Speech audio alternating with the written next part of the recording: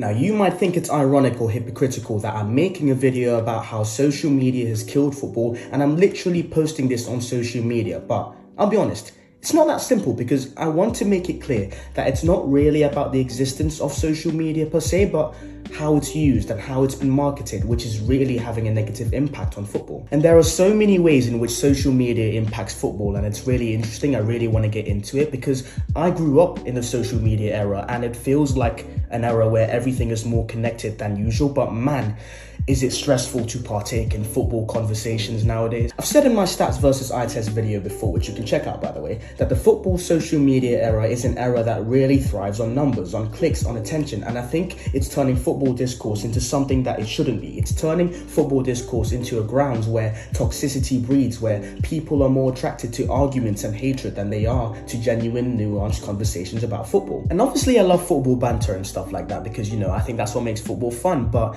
I feel like there's a difference between mocking your mate's team at a pub and posting quite disingenuous posts online just to get attention. And I think the root of it all really is the monetization of social media, because right now, the more attention you get, the more numbers you get, and the more money that you are likely to make. And I'm not saying that making money off social media is even wrong per se. I just think that it's the root of the problem right now because, you know, people literally do anything to get engagement, which in turn could get them money. And even if it doesn't get them money, it gets them attention, and people thrive off attention anyways. And again, I might sound hypocritical because I've made some jokes about players in my past videos. I've tried clickbait thumbnails and titles before. I've made low effort videos with the goal of getting more views before because I just thought that that's what you had to do to be successful. Football social media has convinced me to think like that pretty much. But I've kind of realized that that wasn't really me, and now I've switched up to a more polished and analytical style, I'd say, but I digress. In this video, I'm just going to talk about the main ways that I think social media has changed football for the worse. So without further ado, let's get into it. I think that the main way, probably the most notable way in which social media has affected football is the impact that it has had on the players themselves. And I think there are two significant ways in which it has done this. The first being its impact on mental health, and the second being the loss of privacy. Let's start with the mental health side, because I feel like this has been a growing conversation throughout the years and there's been a lot of players that have come out to talk about it. And I think that the most notable case of this would be Dele Alli, when he had that interview with Gary Neville and opened up about, you know, his childhood trauma, his addiction to stuff like sleeping pills, his depression, etc. But he also touched briefly on how social media really impacted his mental health at the time. Like, he talked about how when he had that massive decline in form, pundits and fans on social media started ridiculing him and calling him lazy and unmotivated. They started even mocking his clothes and what he was wearing, stuff that didn't really have anything to do with what happened on the pitch. And obviously this did not help Dele Alli's mental health at all. Like, I think this was a case where many people took advantage of Dele Alli's bad form and really started criticizing him for anything, even stuff that was invalid, like, you know, his fashion choices, for example. And because everyone was so focused on criticizing him,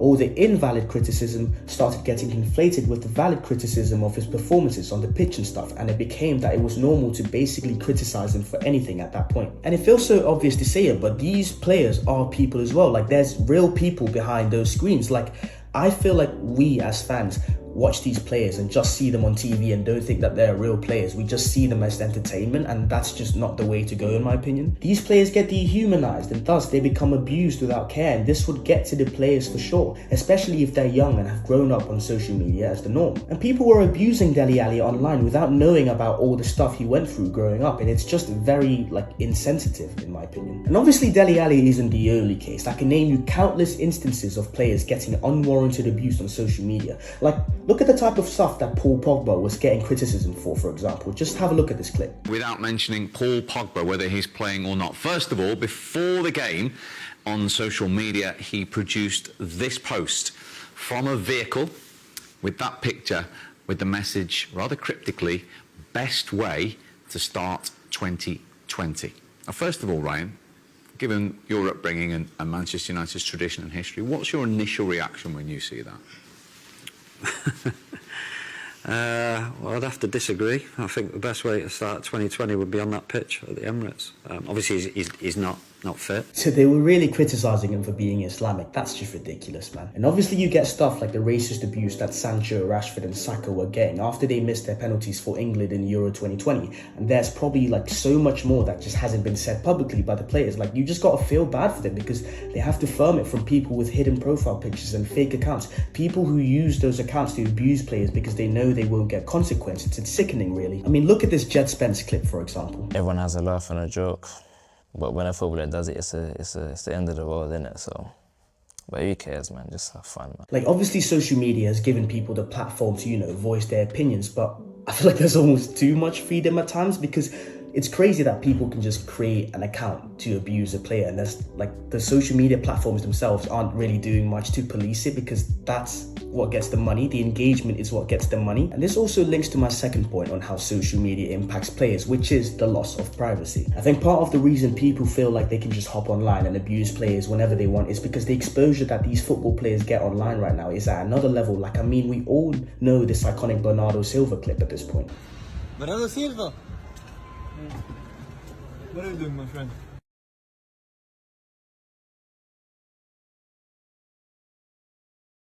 Like, the guy just wants to go about his day, but he's got fans, going up to him, trying to take photos, trying to take videos, and he's just become a whole meme, basically. And it's not just on the street stuff as well. We now get intel on who met who on what particular day and like who was partying on what particular night and stuff like that. But the point is that because these players are so exposed in terms of everything they're doing, I think people feel like these players are almost part of their personal life in a way, but not in the sense that they're like best friends with these players per se, but more in the sense that, as I said before, these players are almost entertainment to them. It's like a Truman Show in real life, pretty much. Like, everything these players do is getting policed by the fans and the public, but nothing that the fans and the public are doing is getting policed by anyone. And that's why fans abuse these players, because they're not being policed, and the lack of privacy for these players is simply unfair. You know how devastating it must be that Cristiano Ronaldo couldn't even attend Diogo Jota and Andre Silva's funeral because he knew that all the attention would just go to him instead of going to the deceased, who were the people in need of respect at the time. And this doesn't only apply to football players as well. Like, this applies to famous people in general who have basically had their privacy snatched away from them. Like,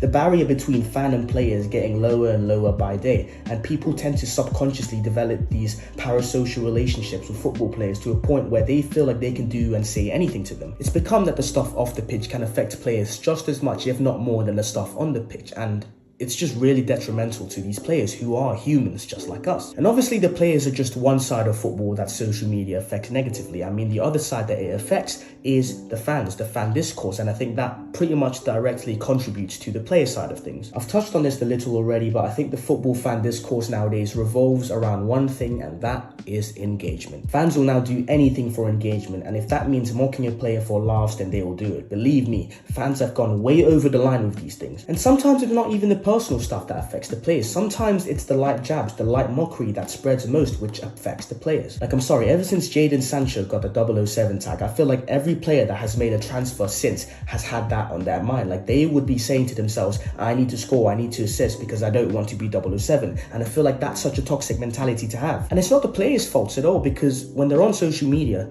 that's all they see. They can't help themselves. I think that it's become such a norm in football to mock players on social media in any way because it gets more engagement. Like, people are more likely to engage with negative discourse than positive discourse. And even positive discourse needs to have a slight negative touch to it because it drives more engagement. Like, look at this tweet. The guy doesn't just want to say that Pogba was disrespected when he was in the Premier League. He has to bring down Wirtz in doing so because he knows it will get both United and Liverpool fans commenting on his post. Like, mocking players is the norm on social media nowadays, and that wasn't really the case like 15 to 20 years ago. Back then, players were given, grace and time to, adapt to whatever league they were coming into. But now, if the player doesn't bang straight away, then they'll be labelled a flop. Like, I mean, here's a prime example. Caicedo was getting mocked and was labelled a flop after his first season at Chelsea. But look at him now. Like, he's clearly Chelsea's best player and one of the best midfielders in the world. Like, he's justifying his 150 million price tag right now. But when he wasn't doing so well, fans were on his case to mock him because it was funny to do so. And you could say I'm biased here as a Liverpool fan, but the same thing is happening with Wirtz and Isak. Like,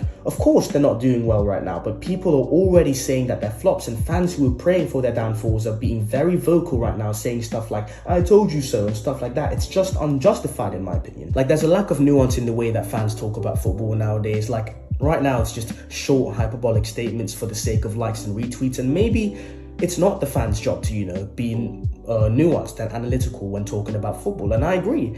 But I think you can just tell that the purpose of some of these posts is not just to voice their opinion, but to farm engagement and to hate so that they get more attention. Another thing as well is that the higher ups who control the social media are not helping either. Like I've already said before, people can just make fake accounts and abuse players without consequences from the higher ups. But also, the social media algorithms are built nowadays to reward toxicity because it favors and pushes posts that cause outrage and controversy, hence why that stuff gets more engagement. And this just leads to more negative discourse that can really tire out some users. Like after Liverpool lost 3-0 to Man City at the Etihad, I hopped on social media and all I saw was negative discourse and mockery around the loss, and I just couldn't be bothered with it after a few minutes. And obviously Liverpool lost, and that's something negative, so the social media discourse was bound to be negative. Maybe that's just how it is. But even when something positive happens, like Dembele winning the Ballon d'Or for example, you can still see negative stuff, like people mocking Lamine Yamal for not winning it. Like I don't know why you can't just focus on Dembele deservedly winning it instead of clowning Yamal, who,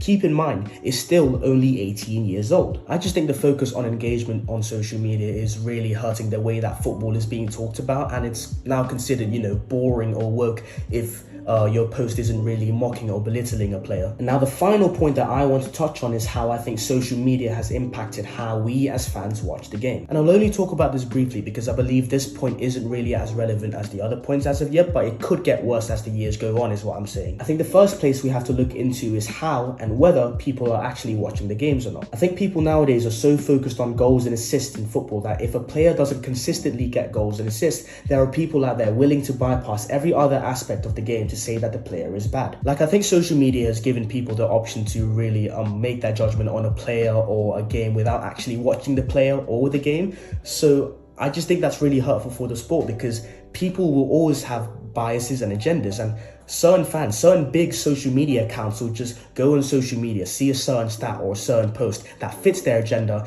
and then make a post basically confirming that agenda based on the stat that they saw. I don't know, it just baffles me. I think it's stupid in my opinion. Like if you didn't watch a player or the game, don't comment on it. And it's not just that as well. I think that because people don't really get to watch the games nowadays, they tend to also base their opinions off of highlight reels on social media. And these highlight reels are so skewed because they only show the good bits of a player. Like I'm sure if you went and watched the highlight reel of Saint Maximin, you would think he's one of the greatest players of all time. But if you had actually watched him, you would have known the guy was a great dribbler, but also a guy who barely had any end product to his play. And that's not me being negative, by the way.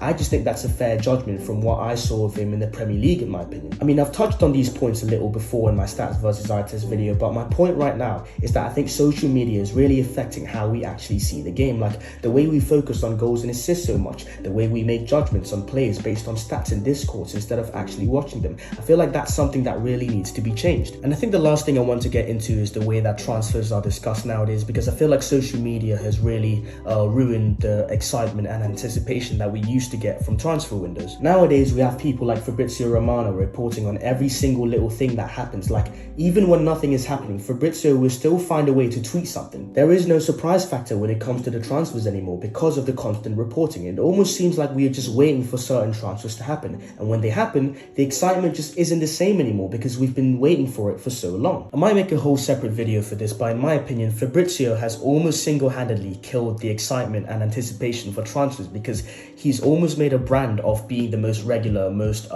basically hard-working journalist. He's made a brand on being so reliable that he's even created a whole phrase for it. Like we know when Fabrizio says "here we go" that the transfer has 100% happened. But I think he's really taken advantage of his reliability because, as I said before, he will always find a way to tweet about something happening in the window even though there's nothing to report on, because he knows that people will flock to see what he has said even though nothing might have been said. Like there'd be a period in the transfer window where nothing is happening and Fabrizio would just suddenly tweet, Alexander Isak to Liverpool is more likely to happen now.